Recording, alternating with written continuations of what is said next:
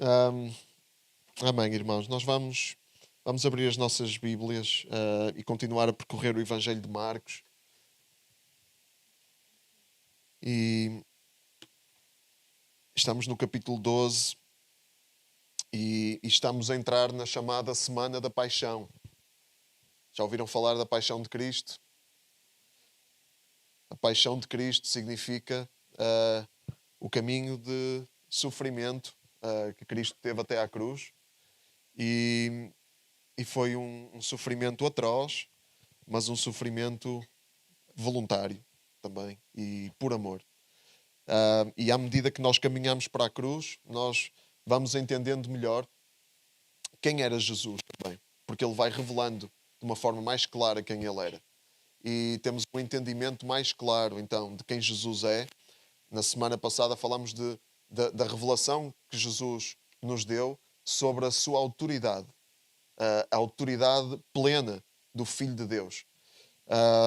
E agora, depois de entrar em Jerusalém, a entrada triunfal, depois de ter entrado no templo e ter feito aquela cena escandalosa para muitos, o Filho de Deus a revirar mesas, a expulsar pessoas que estavam ali só com o objetivo de lucrar de uma forma violenta, choca-nos e chocou muita gente naquela altura, mas Jesus fê-lo porque ele tinha toda a autoridade da parte do Pai para o fazer.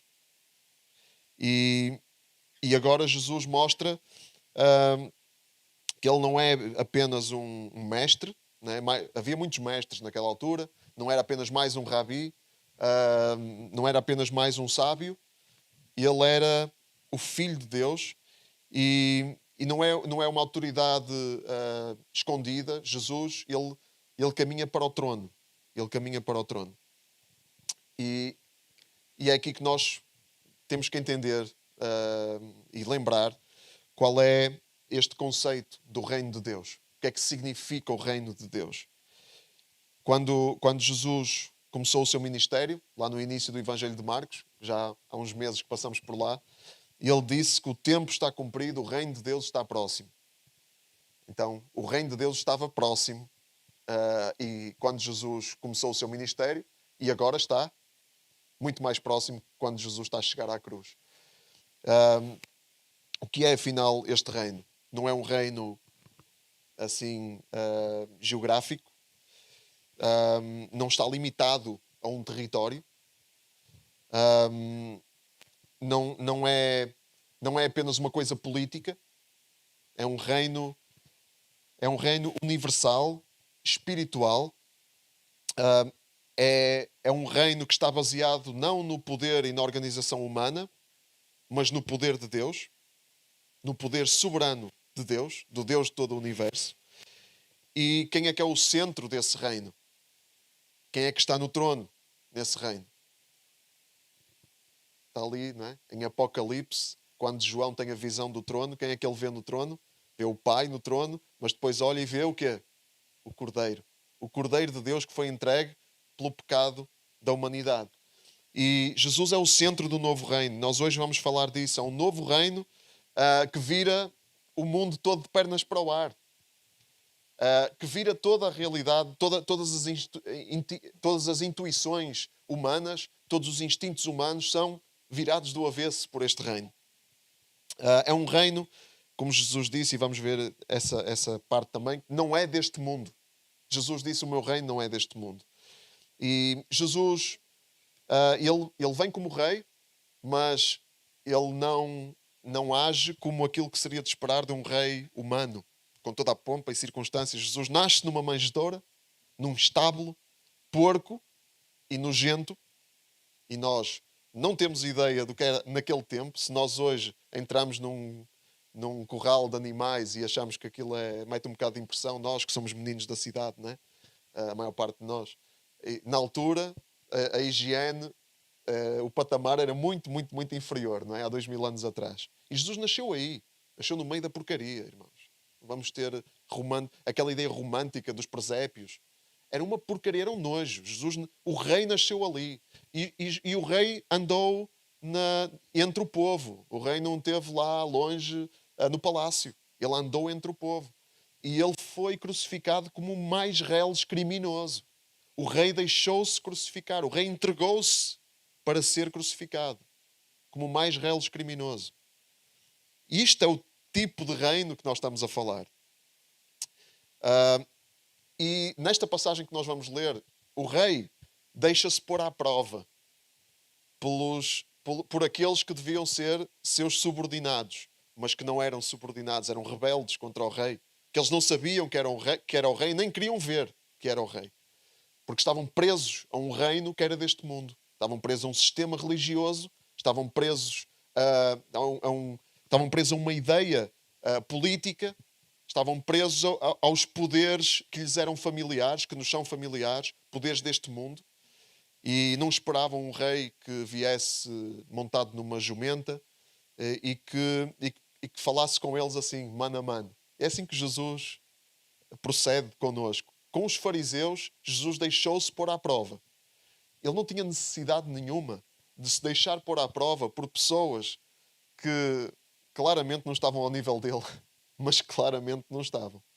Mas ele deixou-se pôr à prova humildemente. Tudo para nos deixar um modelo e um exemplo para nós seguirmos um mestre que não ensina só teoria, um mestre que vive na prática aquilo que nos ensina.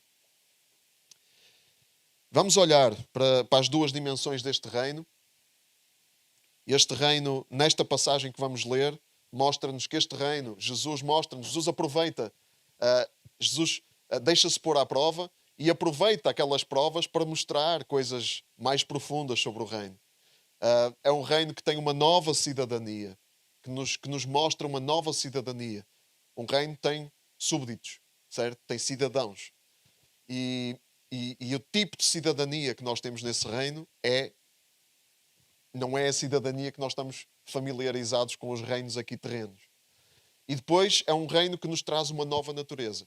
Não é apenas uma questão de fazermos parte, é uma questão de sermos pessoas novas. Não é só fazer parte de um reino, é ser uma pessoa transformada. É sermos uma família de pessoas transformadas. Vamos ler aqui Marcos capítulo 12, versículo 13. Obrigado, Sandro, por vires ler. Obrigado. Muito gostável. Pronto, está aqui. Ele fica abusando. É de onde? Ok. Não, era maior, era melhor, né? O óculos já não está tão bom assim, né? Então, aí, ó. Tá bem. Então vamos lá. Marcos diz assim: mandaram depois alguns fariseus e alguns membros do partido de Herodes ir ter com Jesus para ver se o apanhavam em falso em alguma coisa. Quando chegaram ao pé de Jesus, disseram-lhe: Mestre, sabemos que és verdadeiro e que não te deixas se influenciar por ninguém, pois não julgas as pessoas pela aparência, mas ensinas com fidelidade o caminho de Deus. Diz-nos lá alguma coisa, a nossa lei permite pagar imposto ao imperador romano ou não? Jesus percebeu o fingimento deles e disse: por que me vem pôr à prova? Traga-me uma moeda para eu ver. Eles trouxeram a moeda e Jesus perguntou-lhes: de quem é esta figura e esta inscrição? E eles responderam: do imperador. E Jesus disse-lhes: pois então deem a César o que é de César e a Deus o que é de Deus. Eles ficaram deveras admirados com ele. E certa vez foram ter com Jesus uns saduceus. Eles dizem que não há ressurreição.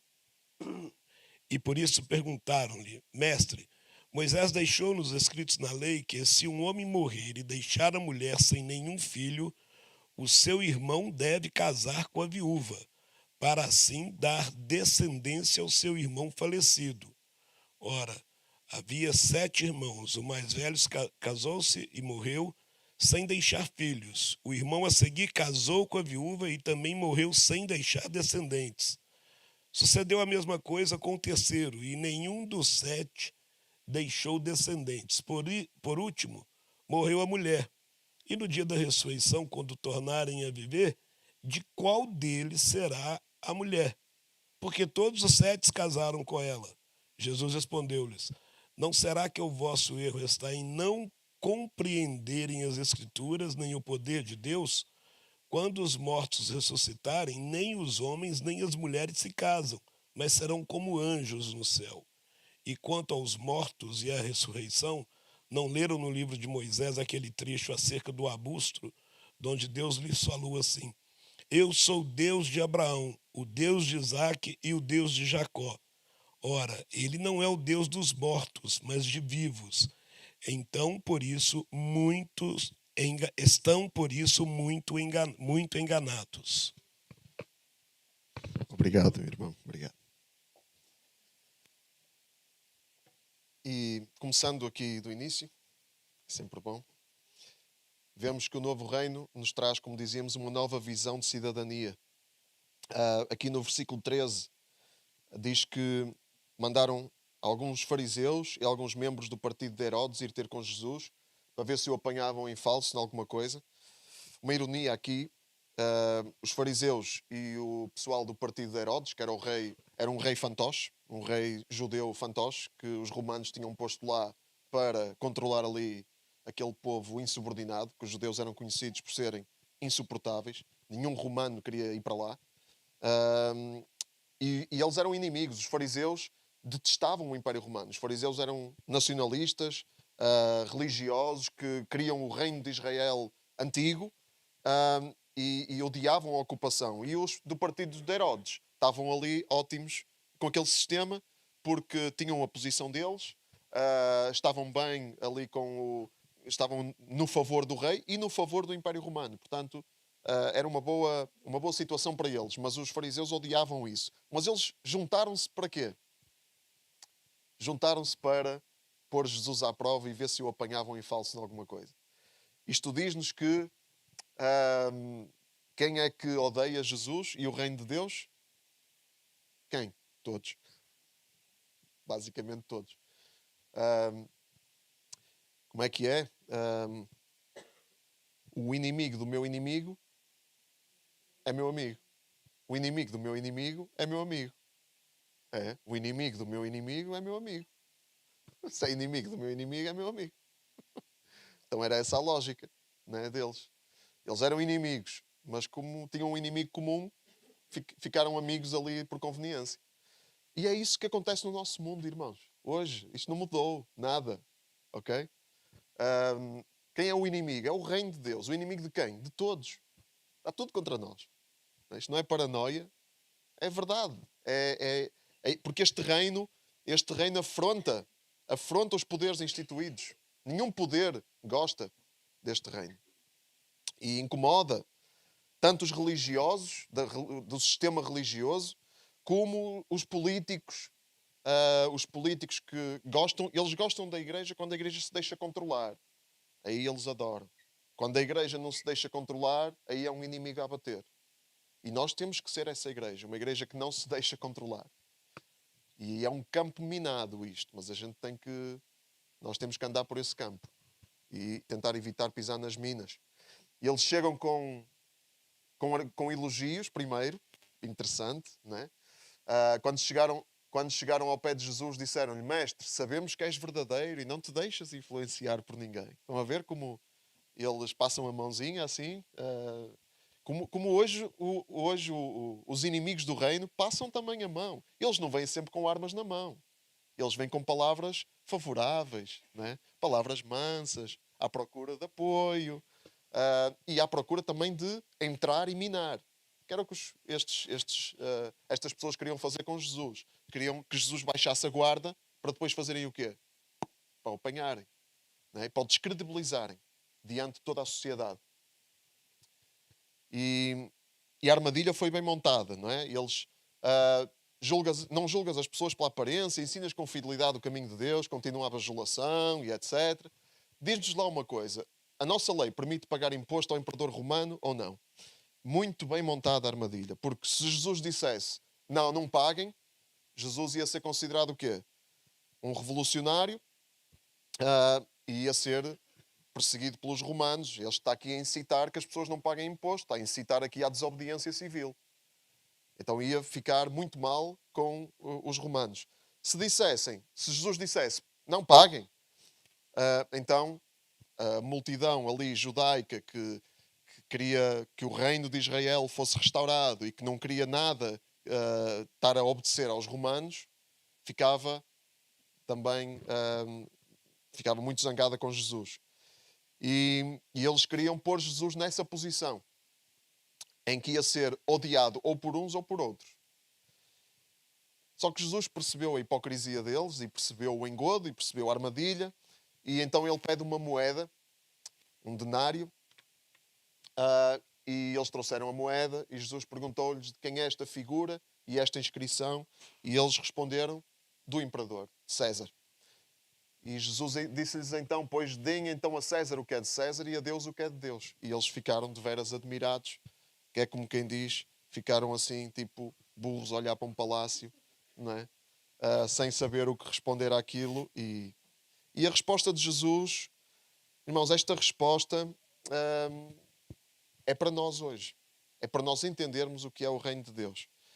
Ele está a estabelecer os pilares aqui, ele está-nos a revelar os pilares do reino de Deus. É uma nova ideia de sociedade que Jesus nos está aqui a mostrar. Para já, Jesus faz uma distinção entre os reinos do mundo e o reino de Deus. Deem a César, deem ao mundo, deem a este sistema o que é deste sistema e deem a Deus o que é de Deus. Muitas vezes nós interpretamos mal este versículo, ou esta resposta de Jesus, como se Jesus estivesse a fragmentar a vida em dois compartimentos. De um lado temos o sagrado, as coisas de Deus, e do outro lado temos o secular, que são as coisas do mundo. E achamos que o sagrado é o quê? O que é que achamos que é o sagrado? É a igreja, as coisas de Deus é a igreja, é fazer alguma coisa na igreja, é pregar, é orar, isso é que é o sagrado. E o que é o secular? O que é assim o mundano? É sair de casa para ir trabalhar, não é? Isso é tudo mundano. É ir ao cinema ver um filme, isso é tudo mundano. E nós temos essa mania religiosa, não é? Isso é um vírus, nós padecemos de um vírus que está no nosso organismo. A música também, enfim, tudo o que não é da igreja não é de Deus. E não é isso que Jesus está a dizer aqui. Isso é um erro. O que Jesus está a dizer é que o reino de Deus não é deste mundo, mas ele também está a dizer que ele está a dizer que eles vivem neste mundo. Deem a César o que é de César. Portanto, vivam neste mundo e saibam conduzir-se neste mundo. Saibam viver aqui. Jesus não disse, olha, saiam deste mundo, olha, vão para o deserto e deixem tudo para trás, não se misturem. Ele está a dizer isso. Não, deem a César o que é de César. Algumas coisas são de César e é para nós darmos aquilo que é de César a César. É para nós darmos aquilo que é deste mundo, é para darmos a este mundo. Isto é muito mais do que uma moeda. É muito mais do que um imposto. O imposto é a ponta do iceberg. Tudo o resto, nós vivemos neste mundo para estar em pleno neste mundo. Nós fomos chamados para ser ermitas. Para estar lá longe em cavernas, viver em cavernas, ou no deserto, ou naquelas comunidades fechadas, em que só entram os puros e os impuros ficam de fora. Nós não fomos chamados para isso. Em Romanos 13, por um lado, o reino não é deste mundo, é verdade, mas, por exemplo, em Romanos 13, Paulo escreve que todos se devem submeter às autoridades públicas, pois não há autoridade que não venha de Deus. Nós estamos aqui, não é para sermos uns rebeldes revolucionários, não é para andarmos aí não é para andarmos aí a protestar permanentemente contra o sistema. Nós estamos aqui para construir uma sociedade civilizada.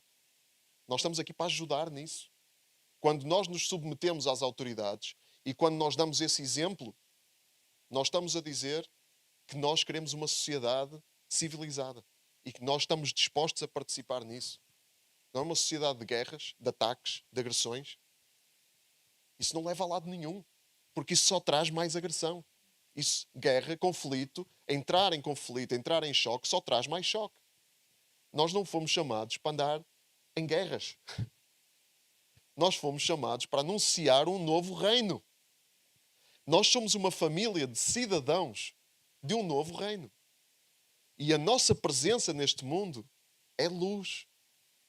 É sal e luz. Como é que nós somos sal e luz? Nós temperamos. Nós temperamos. O sal tempera. Não é para despejar o frasco todo de sal e esmagar a comida e a comida depois é sal com um bocadinho de comida. Não. O sal não faz isso, pois não. Também, a não ser que seja para conservar. E aí já é preciso um bocadinho mais. Mas de qualquer forma o sal colabora sempre. O sal colabora com a comida. O sal não serve para fazer desaparecer a comida. O sal serve para colaborar com a comida. Nós estamos aqui para colaborar com a nossa sociedade. De muitas formas. Não é para nos aliarmos e afastarmos da nossa sociedade. Isto é um desafio, irmãos. Esta cidadania deste novo reino, ser cidadão deste novo reino é um desafio grande. Porque é muito mais fácil a gente sair e deixar os perdidos, olha, desenrasquem-se para aí.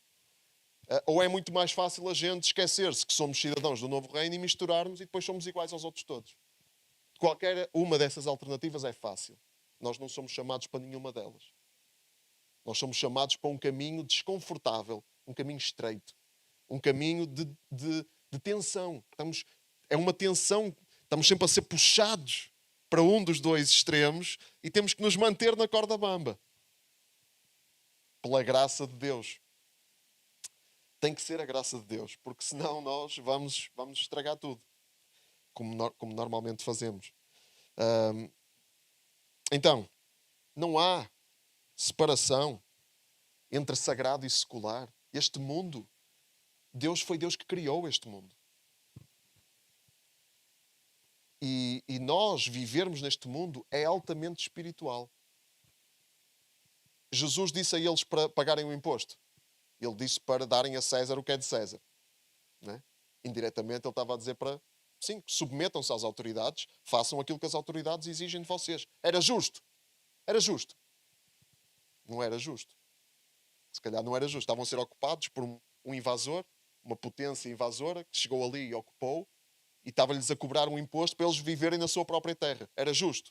Para sustentar as legiões do Império Romano. Era justo. Nada justo. Era para obedecer. Era. Quando obedecemos a Jesus, isso é espiritual? É espiritual ou não? Ou é carnal? Então, pagar imposto é espiritual? Amém.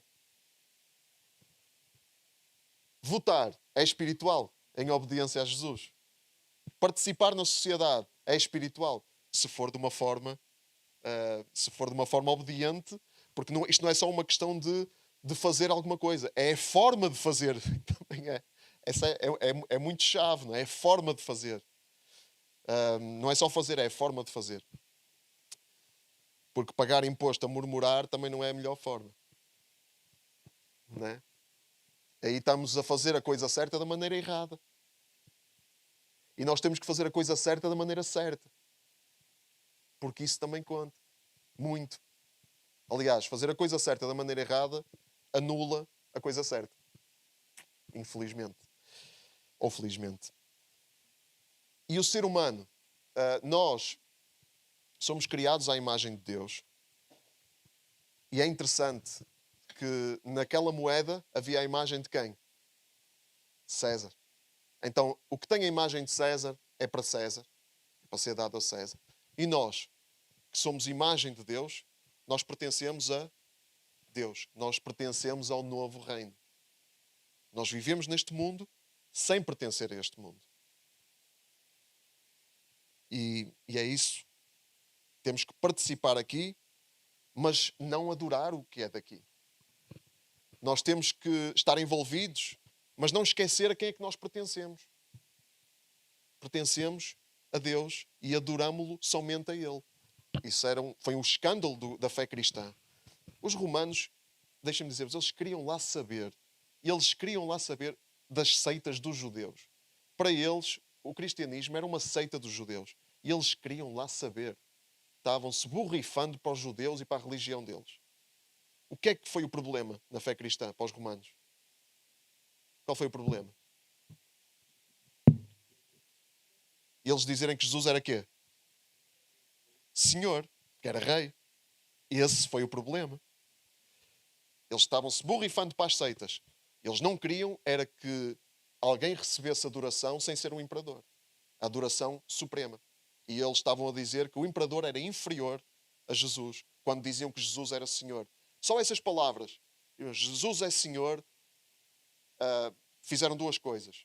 Fizeram a igreja ser perseguida implacavelmente pelo Império Romano e fizeram a igreja explodir. Explodir. Algo completamente inovador e corajoso. Porque eles morreram. Morreram. Os discípulos morreram todos, os 12 discípulos morreram todos, menos João, perseguidos por causa da fé. E João foi exilado para uma ilha, onde depois teve a visão do Apocalipse, foi exilado para lá por causa da sua fé também. Mas o que a tradição diz é que ele morreu de velho. E muito importante nós distinguirmos o reino de Deus das sociedades terrenas e percebermos que César pode e deve ter o nosso dinheiro, mas nunca a nossa consciência e muito menos o nosso coração. O nosso coração pertence a Deus. Então, quando nós nos envolvemos na sociedade, o nosso coração não pode estar lá. O nosso coração, nós votamos, mas o nosso coração não está naquele candidato que nós votamos. Nós votamos porque é um dever cívico e devemos participar na sociedade, mas o nosso coração não está naquela... Aquela pessoa não nos vai salvar. Não é o nosso Salvador, não é o nosso Senhor. E é tão fácil o nosso coração ir junto com a nossa participação, não é? É tão fácil. Por isso é que a gente às vezes prefere ficar de fora. Mas não é esse o nosso chamado. Isso é muito difícil, isto é muito difícil, isto é impossível, irmãos. Isto é algo que só o Espírito de Deus é que nos pode capacitar a viver neste mundo na corda bamba. E a Bíblia é clara, irmãos, muito importante também. É que estas estruturas, o poder terreno, os reinos terrenos, estão debaixo do poder do maligno. Debaixo do poder do maligno. Primeira, não é João, é 1 de João 5,19. Sabemos que somos de Deus e que o mundo inteiro está sujeito ao poder do maligno. Não é contra seres humanos que temos de combater, mas contra poderes e autoridades que dominam este mundo de escuridão e contra os espíritos do mal que não se veem. Nós vivemos num mundo dominado por poderes e autoridades que dominam este mundo de trevas. Vivemos rodeados por isto. E somos luz no meio das trevas. A luz é para brilhar aonde? Nas trevas. Então é aqui que nós estamos. E é muito importante para isto. Os poderes terrenos tendem sempre para a corrupção. Tendem sempre para a corrupção. Eu ontem estava a ver um documentário que nós não gostamos muito de pensar nisso, porque sentimos-nos muito pequeninos e muito ameaçados. Mas sobre a forma como a alta finança governa todo este sistema. Nós achamos que os políticos é que governam. É mentira. Quem governa é a alta finança. Porque o dinheiro é que fala. Não é? E há empresas tão gigantescas, que têm participação em milhares de empresas pelo mundo todo. E uma das coisas que estavam a falar no vídeo é que há empresas que trabalham com infraestruturas, empresas gigantescas, que movem bilhões e trilhões. Trilhões. Empresas que têm participação em outras empresas que trabalham com infraestruturas e outras que trabalham com armas. Sabem o que é que isso significa? Quando há guerra, eles vendem armas. E depois, quando há paz, é preciso reconstruir. Eles vendem infraestruturas. Portanto, é uma win-win situation. E este mundo está estruturado assim. Se nós formos aos fundamentos, não há quem enganar.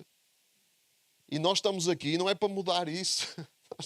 Quer dizer, nós podemos influenciar, mas nós sabemos que este mundo está debaixo do poder do maligno e a única coisa que vai mudar isso é quando Deus criar tudo de novo. E vai ser preciso criar tudo de novo. Mas vamos avançar, que a hora vai adiantada. O que este sistema quer é ser adorado, como César queria ser adorado. Este sistema quer a nossa... Este sistema não se contenta com a nossa participação. Ele quer a nossa adoração. Então nós temos que resistir. Nós temos que resistir. Não viver de acordo com as normas deste mundo, mas transformar-nos, adquirindo uma nova mentalidade. Este versículo é chave para nós. Nós estamos aqui, mas não vivemos de acordo com as normas deste mundo. Quais são as normas deste mundo? Não é as leis, não está a dizer para desobedecermos às leis. É para não nos deixarmos sugar por este sistema dominado pelo maligno. E para encontrarmos o nosso lugar, que nem é totalmente dentro, nem totalmente fora.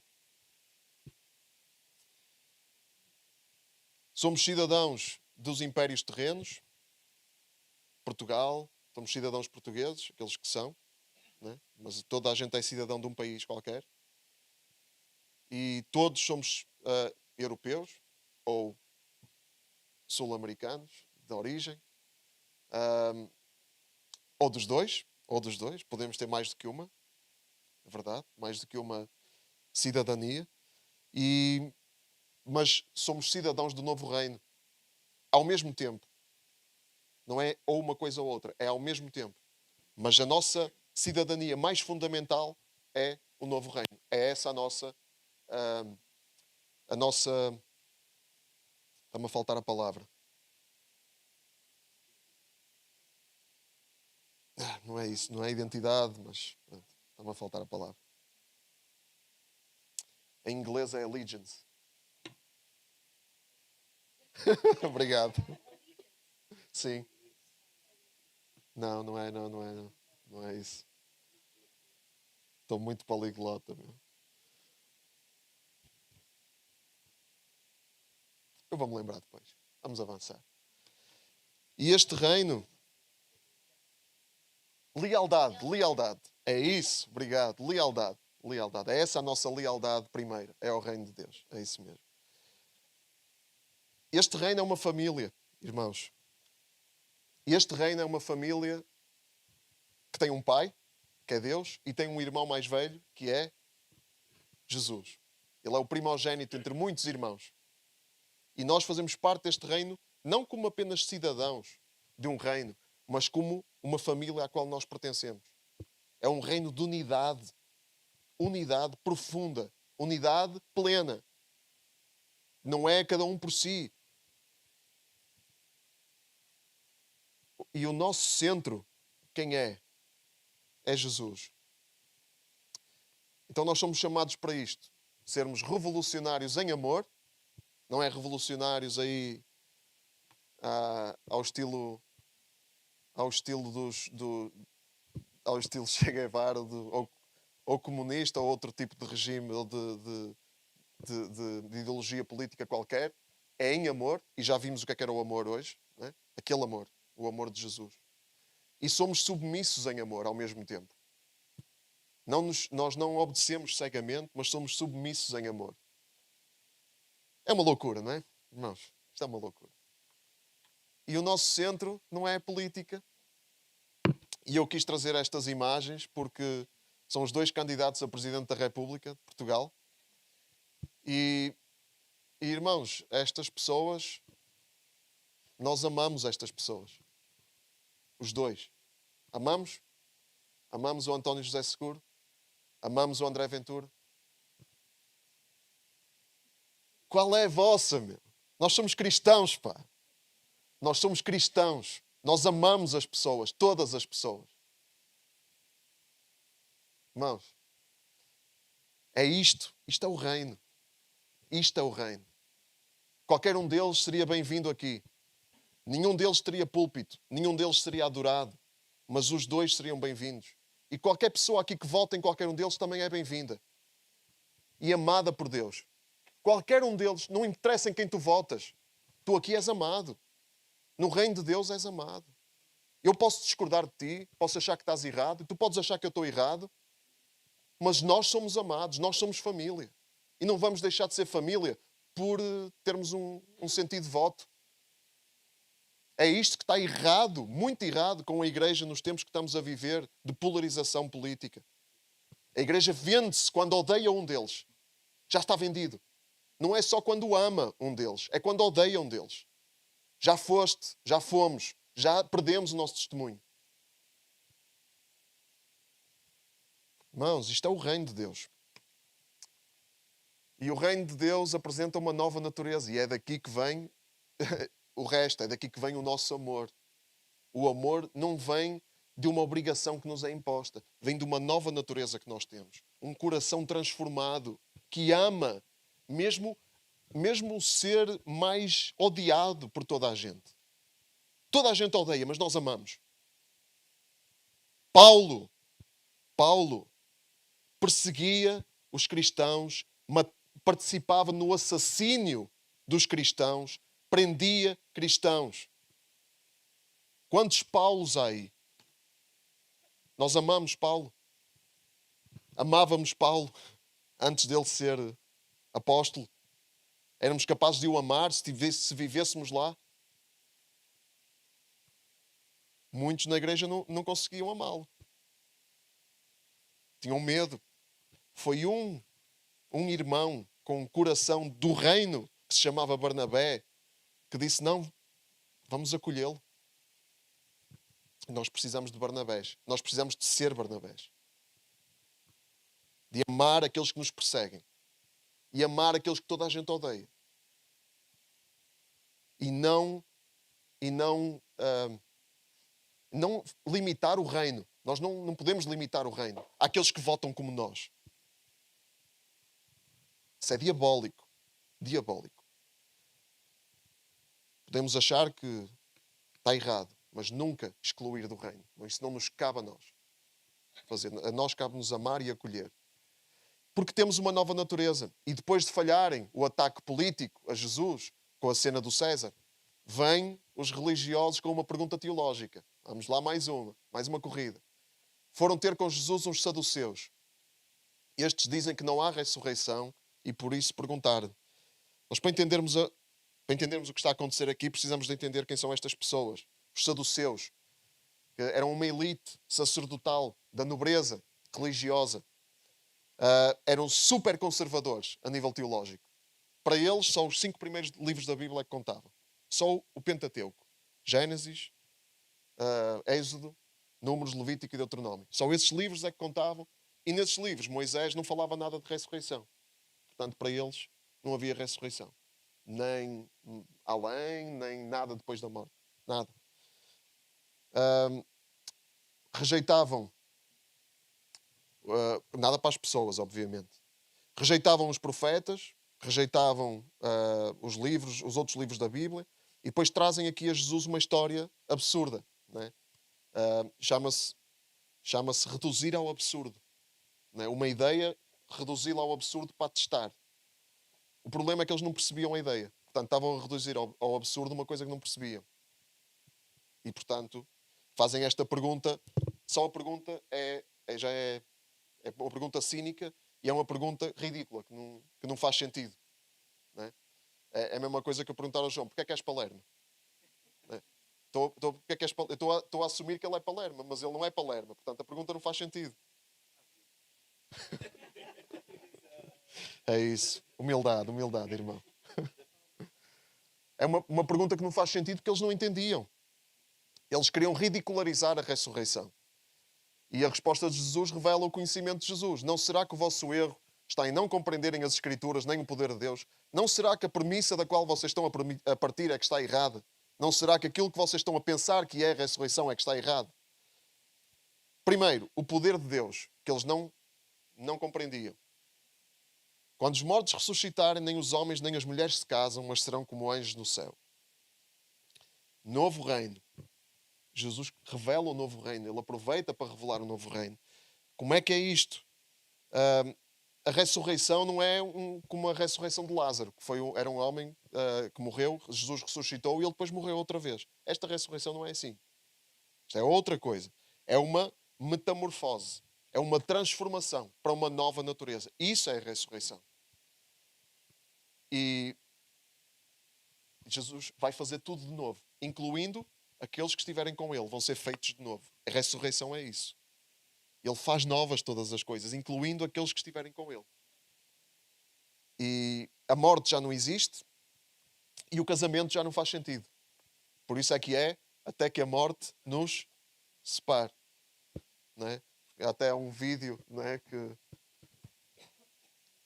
a mulher está a perguntar ao marido: quando estivermos lá no além, no próximo, na vida eterna, vamos fazer uma casinha e tal, lá uma morada boa, um palácio. E ele diz: olha, aqui diz até que a morte nos separe. Portanto, esquece. Portanto, esquece isso. Mas já não faz sentido o casamento, porque o casamento, primeiro, o propósito imediato era para a procriação, né? para nos multiplicarmos, e depois o propósito mais profundo do casamento é dar uma imagem da união entre Cristo e a Igreja. Está lá em Efésios 5. E já não vai ser preciso imagens na ressurreição, porque já vai ser tudo claro, tudo reveladíssimo, né? Tal e qual como é, vamos ter pleno conhecimento. Então não será mais necessário casamento. É difícil imaginar, mas vamos ser como anjos. Não nos vamos tornar anjos, não é? Nós somos humanos, mas no reino de Deus vai ser diferente. Vamos partilhar da imortalidade do Cordeiro, da glória do Cordeiro, e vamos perceber exatamente como é que isto funciona quando chegarmos lá. E em segundo lugar, Jesus, ele ataca a ignorância deles das Escrituras. Ele mostra que eles não percebiam sequer as Escrituras nas quais eles acreditavam. Nem o Pentateuco eles percebiam. Nem o Pentateuco eles percebiam. E o que é que dizia o Pentateuco? O Pentateuco diz que Deus é o Deus de Abraão. Deus apareceu a Moisés e disse o que a Moisés? Eu sou o Deus de Abraão, de Isaac e de Jacó. Ele não é Deus de mortos, é Deus de vivos. Ele não disse eu fui o Deus de Abraão, eu fui o Deus de Isaac. Ele diz eu sou o Deus de Isaac, de Abraão, de Jacó. E essas pessoas existiam quando Deus apareceu a Moisés e existem hoje. Porque este reino, novo reino, é diferente. Neste novo reino, as pessoas não desaparecem. E quando estão com Jesus, elas vivem eternamente. E nós somos chamados para viver na ressurreição, já, em antecipação da ressurreição. Somos chamados para viver a ressurreição já. Somos chamados para viver a cruz, estamos na Semana da Paixão, e somos chamados para viver a ressurreição. As duas dimensões, o sofrimento e o sacrifício da cruz, a glória da ressurreição, somos chamados para viver nessas duas dimensões. Mais uma corda bamba, bem-vindos ao reino de Deus. Amém? É uma tristeza a cruz, faz-nos sofrer, e é uma alegria a ressurreição, porque sabemos para onde é que estamos a ir. Sabemos que este sofrimento não é o fim, é um meio para nós chegarmos onde temos que chegar. E tudo faz parte, todas as coisas cooperam para o bem daqueles que amam a Deus, daqueles que são chamados segundo o seu propósito. Todas as coisas. A cruz coopera para o nosso bem. Como é que nós... Alguns exemplos, e não falta muito para terminar, alguns exemplos como é que podemos manifestar esta dimensão na prática, mas antes disso, esta passagem de Colossenses 3 é muito, muito clara. Como é que se vive a ressurreição? Já que ressuscitaram com Cristo, procurem as coisas que são do céu. Quais são as coisas que são do céu? Quais são as coisas que são do céu? As coisas que são do céu são para ser manifestas aqui na terra, por nós. Fruto do Espírito, né? O amor, a alegria. Procurem as coisas que são do céu. Olha, no nosso caráter, nós sermos transformados, deixarmos o ódio e sermos cheios do amor, deixarmos as invejas e sermos cheios de solidariedade, de compaixão, deixarmos os ressentimentos e amarmos toda a gente. Isso são as coisas que são do céu. Onde Cristo ocupa o lugar de honra à direita de Deus. Pensem nas coisas do céu e não nas da terra. Mais uma vez, as coisas do céu são as promessas de Deus. Pensem, não se deixem sugar por este sistema. Mas Ele não está a dizer para nós não vivermos aqui, pois não, está a dizer para vivermos aqui na mesma. Mas ter a nossa mente, o nosso coração nas coisas do céu. Já morreram e a vossa vida está escondida com Cristo em Deus. Cristo é a vossa vida e quando Ele aparecer vão participar também com Ele na sua glória. Como é que nós vivemos então aqui? Que coisas do céu? Alguns exemplos de coisas do céu. Como é que vivemos a ressurreição na prática? Esperança no sofrimento, coisas do céu. Não é? Ontem estivemos lá com o marido da Rosane e a mãe e vários amigos e colegas que estiveram lá para apoiar de alguma forma. E a única forma de nós termos esperança num momento desses é nós olharmos para as coisas do céu. Porque as coisas da terra não nos vão trazer nenhum conforto, não nos vão trazer nenhuma esperança. E nessas alturas nós entendemos. Porque no nosso dia-a-dia nós andamos sempre um bocadinho enganados, né? Atrás de coisas que não nos dão real esperança. E essas coisas, muitas coisas são boas, mas não podem ser elas a fonte da nossa esperança, porque não vão ser. Né? O nosso cônjuge, a nossa mulher, o marido, não vai ser a fonte da nossa esperança. Não são más. O marido não é mau, a esposa não é má, mas não são fonte de esperança. Os nossos amigos não são fonte de esperança. A igreja não é fonte de esperança. O pastor não é fonte de esperança. Ninguém é fonte de esperança. Só Jesus é fonte de esperança. Coisas do céu. Relacionamentos de perdão e unidade. Trabalharmos para esforçarmos por conservar esta unidade que temos. Coisas do céu.